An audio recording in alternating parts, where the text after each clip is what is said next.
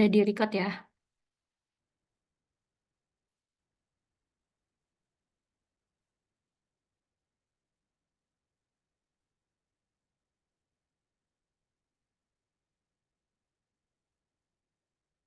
Sudah muncul?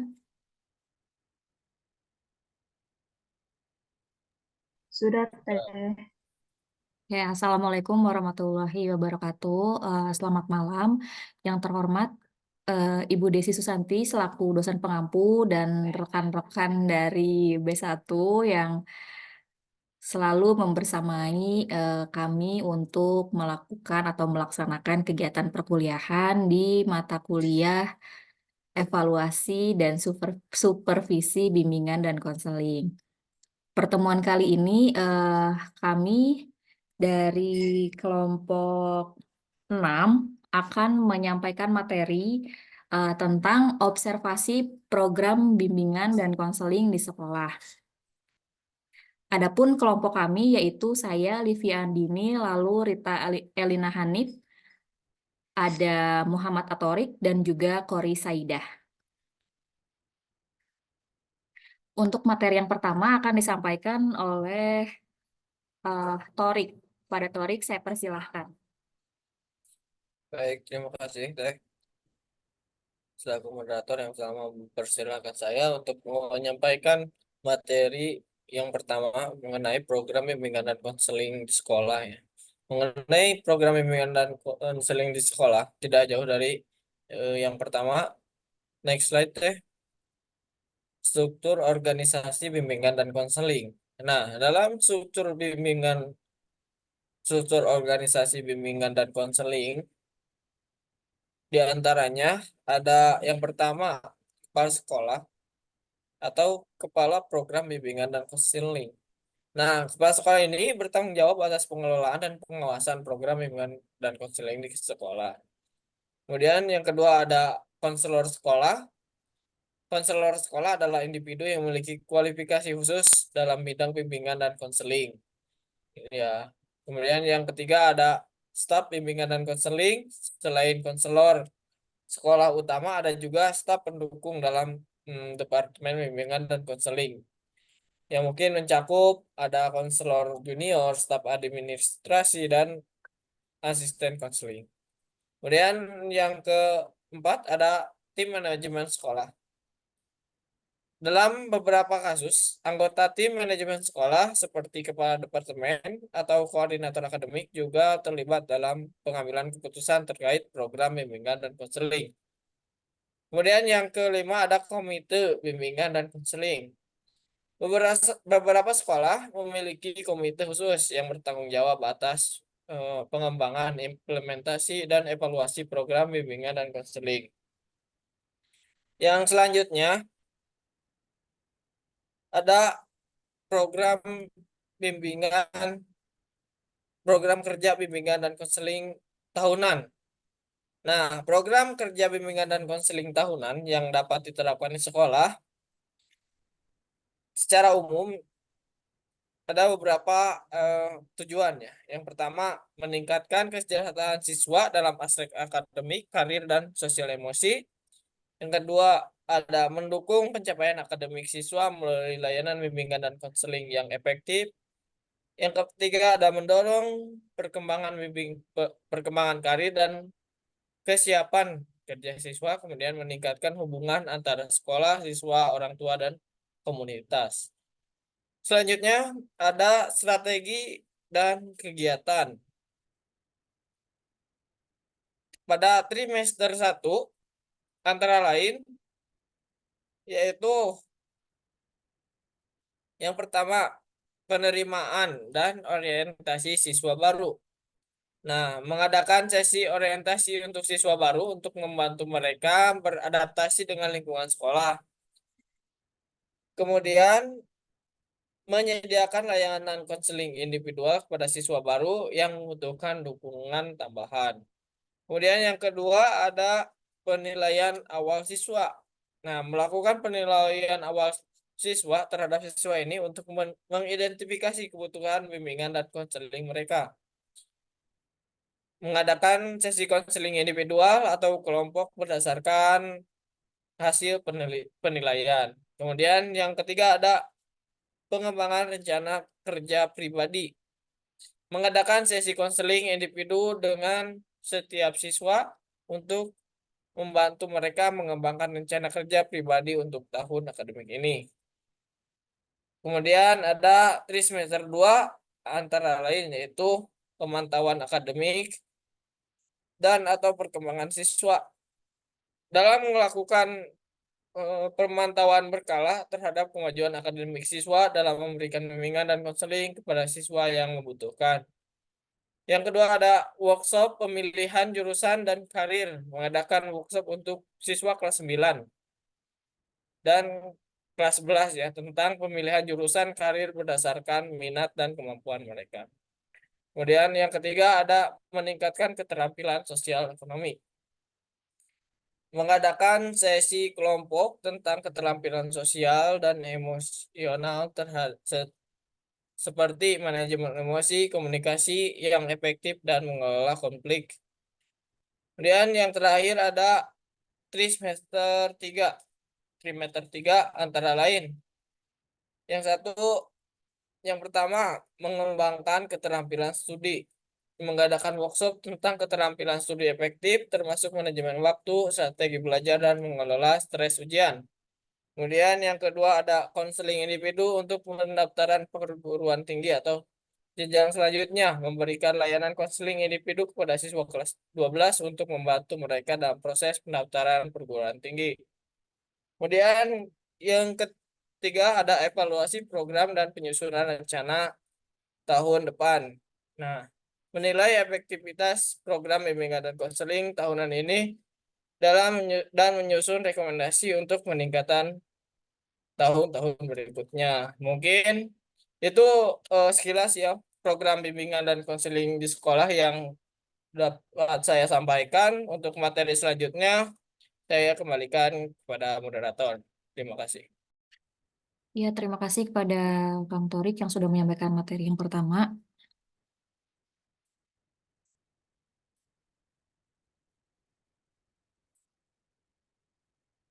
Untuk materi yang selanjutnya, di sini ada layanan bimbingan dan konseling di sekolah. Yang pertama ada konseling individual, lalu ada konseling kelompok, ada konseling karir, konseling akademik, layanan penempatan, layanan krisis, konseling orang tua, program pengembangan, dan yang terakhir, program pengembangan keterampilan.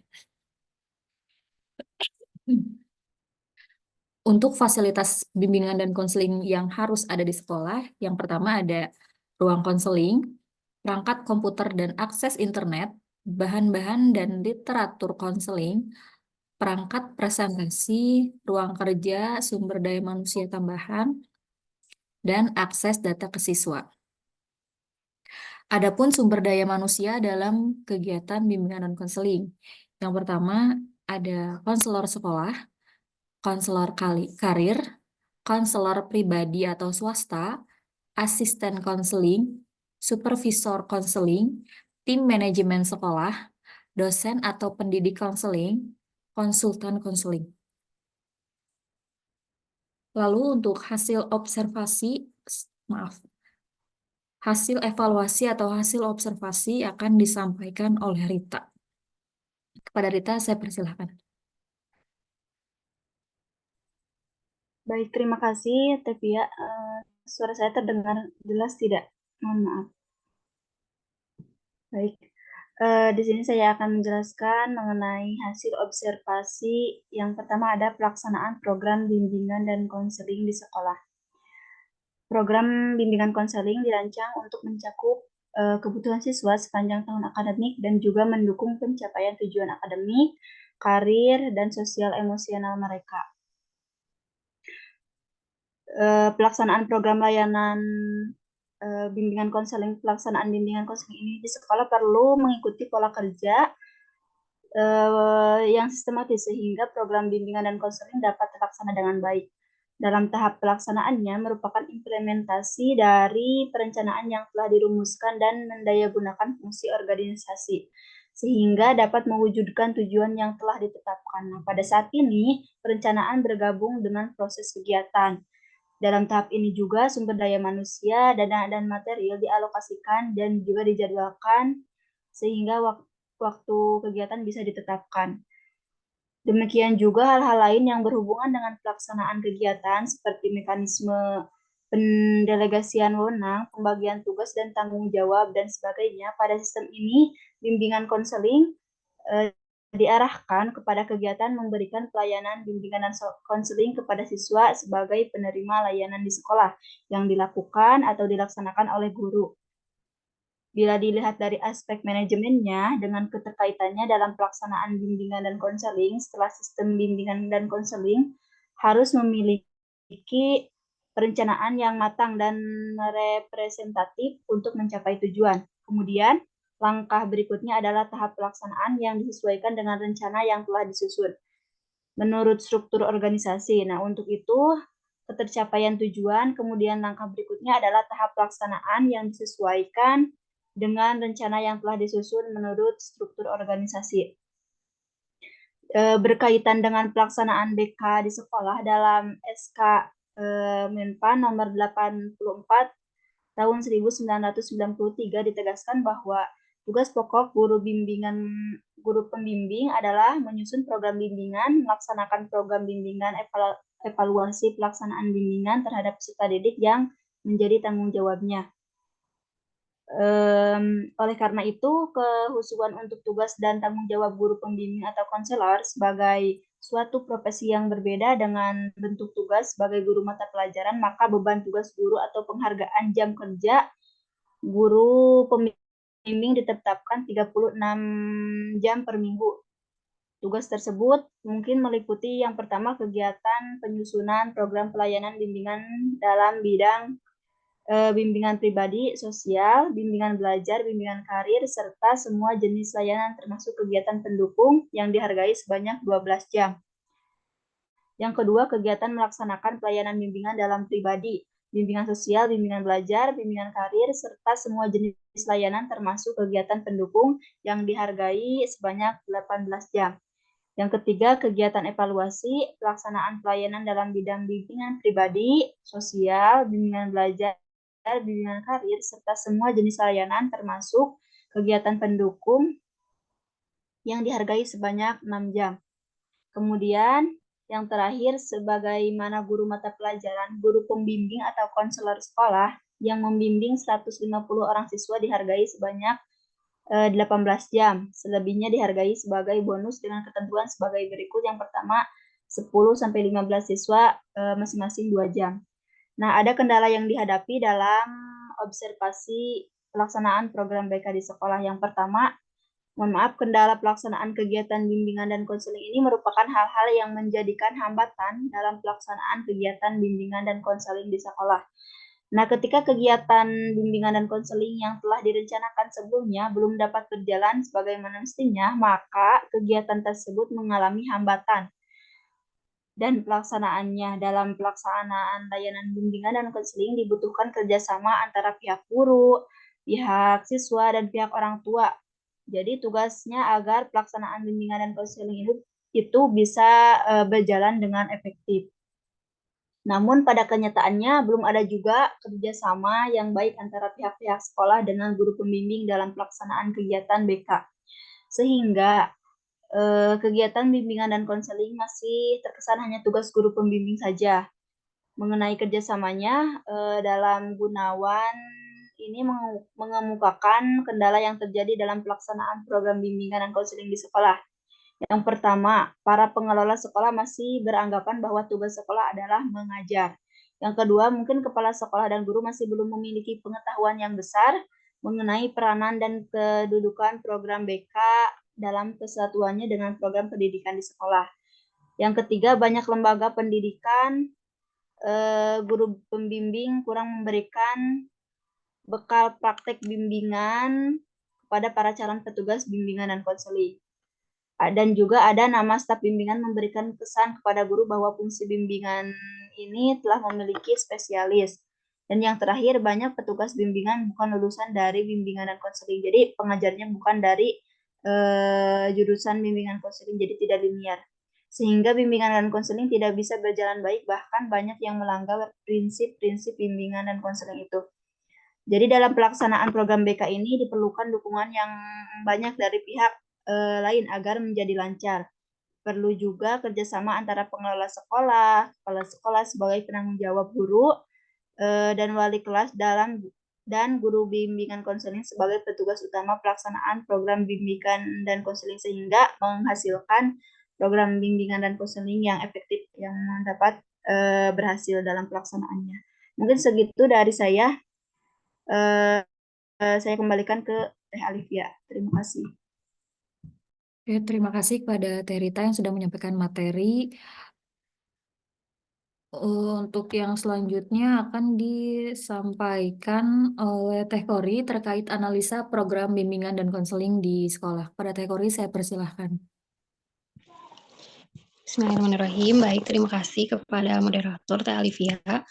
Di sini saya akan menjelaskan mengenai analisa program BK di sekolah sesuai dengan apa yang telah disampaikan oleh rekan-rekan saya sebelumnya. Yang pertama di sini ada analisis kekuatan dan kelemahan dari program BK.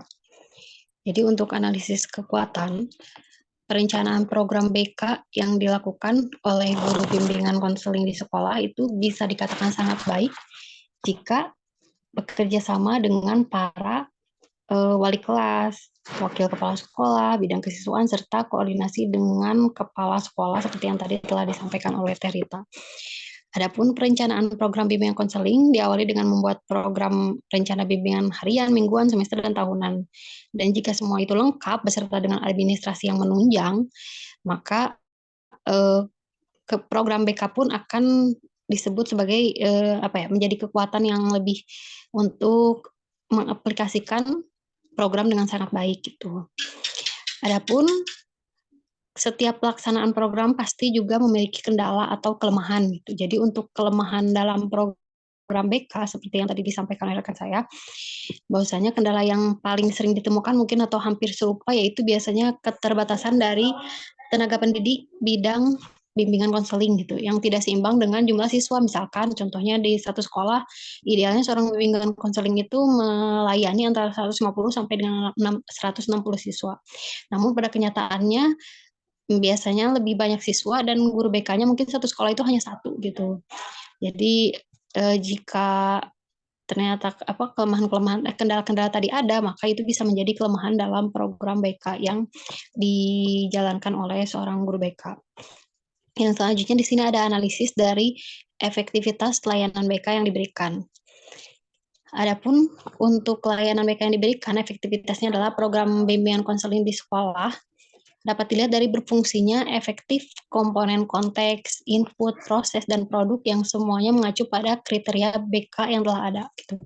Jadi pada komponen konteks misalkan pelaksanaan layanan BK pada sekolah itu dapat dilihat pada pertama kebijakan pendidikannya, lalu misi dan tujuan bimbingan konselingnya apakah sudah terlaksana atau tidak gitu, lalu kesiapan gurunya dalam melaksanakan bimbingan konseling tadi dan peluang pengembangan diri dalam kaitannya dengan pelaksanaan implementasi dari program BK gitu. Adapun pada komponen input biasanya dikatakan efektif itu jika pelaksanaan bimbingan konseling sekolahnya itu sudah tergantung pada kurikulum, sumber daya manusia baik guru, siswa dan kepala sekolah dan juga sarana dan prasarana. Jadi mereka atau komponen input ini menunjang pada layanan BK atau program BK. Demikian pula halnya dengan keberadaan proses. Jadi yang disebut proses di sini baik menyangkut perencanaan bimbingan konseling, perencanaan layanan bimbingan dan konseling, evaluasi, pelaporan, tindak lanjut, semuanya didukung sehingga layanan bimbingan konseling di sekolahnya itu bisa berjalan dengan baik gitu. Untuk meyakinkan bahwa pelaksanaan program layanan BK di sekolah efektif juga dapat dilihat dari kualitas produknya gitu. Jadi apabila kualitas produknya tidak sesuai dengan kriteria BK, berarti sekolah tersebut tidak efektif untuk melaksanakan program layanan BK di sekolah gitu. Jadi intinya sekolah bisa dikatakan efektif memberikan layanan BK jika memiliki unsur-unsur latar masukan proses dan produk yang sama-sama efektif gitu. Jadi sama-sama positif gitu. Yang ketiga di sini ada penilaian ketercapaian tujuan layanan program BK. Jadi berdasarkan hasil analisis data dan pembahasan yang seperti yang telah diuraikan tadi, bahwasannya untuk tercapainya tujuan program BK sehingga mendapat nilai yang baik, maka yang pertama tadi kan harus adanya komponen konteks, yang mana komponen konteks ini harus berjalan secara efektif, lalu ada komponen input tadi harus berjalan efektif, ada komponen proses juga, yaitu secara umum pelaksanaan program BK-nya itu harus efektif, dan ada komponen produk. Maksudnya produk di sini adalah keluaran daripada hasil layanan BK di sekolah ini. Gitu. Jadi dapat dari temuan di atas dapat disimpulkan bahwa pelaksanaan program BK di sekolah tergantung efektif atau tidaknya komponen BK baik konteks, input, proses maupun produk. Gitu. Mungkin itu yang dapat saya sampaikan. Saya kembalikan kepada moderator.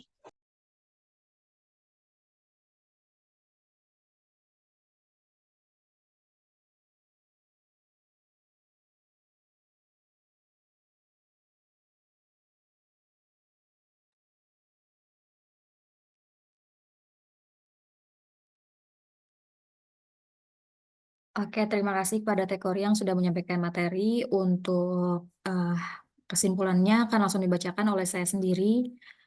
Jadi, program bimbingan dan konseling di sekolah bertujuan untuk membantu siswa mengembangkan potensi diri untuk mengatasi masalah pribadi dan merencanakan karir mereka. Program ini juga mencakup konseling individu, kelompok, dan penyuluhan, serta penyuluhan pengembangan sosial dan emosional.